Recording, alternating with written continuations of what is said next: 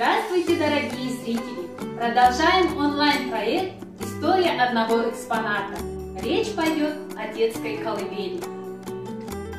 Когда появилась колыбель, достоверно неизвестно, но согласно легенде, изложенной в книге Салда Стюрсюйлиды, все началось со времен правителя Житсу и Алтая, которого звали Мизамбаб. По легенде, он прожил 150 лет и всю жизнь занимался тем, что сажал деревья и выращивал сады. После его смерти китайцы, которые прослушали о смерти Мизамбаба, напали на его земли и сожгли его сады. В это время сын его Айдахар находился далеко и не знал о случившемся. Тогда Мизамбаб явился во сне к своему сыну и сказал, что его сады сожжены.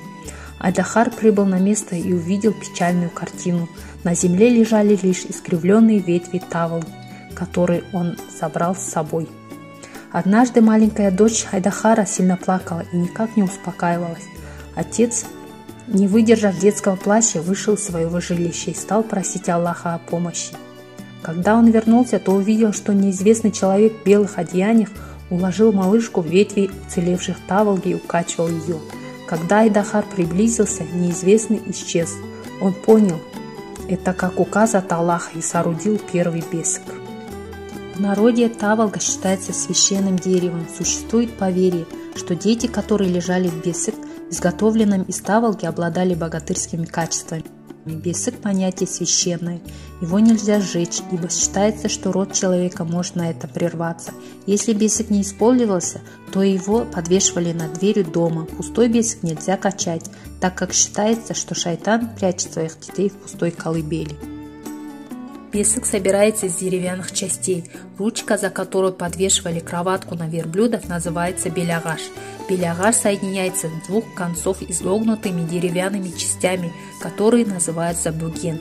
Бесик состоит из бөген, белягаш, зрақтау, сабау, шабак, жорға, түбек, шмек. Если первые понятия – это непосредственные составляющие конструкции, то последние два заслуживают особого внимания. Тюбек – емкость, в которой собираются детские испражнения. В тюбек насыпали золу, чтобы она впитывала мочу ребенка и нейтрализовала неприятные запахи. Шмек – конструкция, напоминающая курительную трубку, в которой ребенок мочился, в результате чего также наполнял тюбек. Шмек делали из дерева или бараниной косточки. Дезинфицирующие проводили посредством кипячения в масле. Благодаря этой конструкции малыш всегда оставался сухим и чистым. Основные составляющие комплекта бесик – бесик жапқыш, жастық, жөргек, құс төсек, жаяулық, тартпа бал.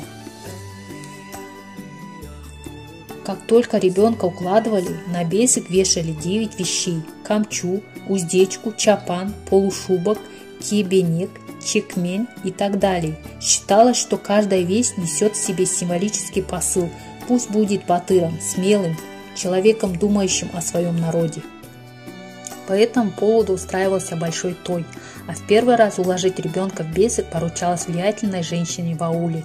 Перед тем, как укладывать ребенка в бесик, проводился обряд бесик-керту – прижигание колыбели. Чаще всего его проводила бабушка, которая брала раскаленное железо и прижигала все части колыбели.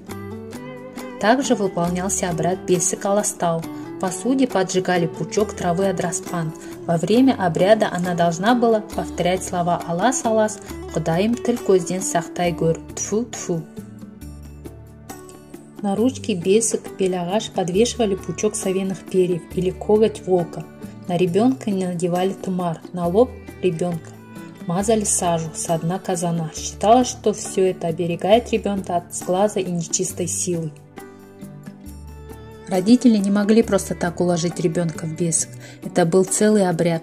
Во-первых, бесик должна была готовить сторона матери, нагаши журт, то есть родственники со стороны матери должны были провести бесик, кимешек, калжу для матери, одежду для новорожденного.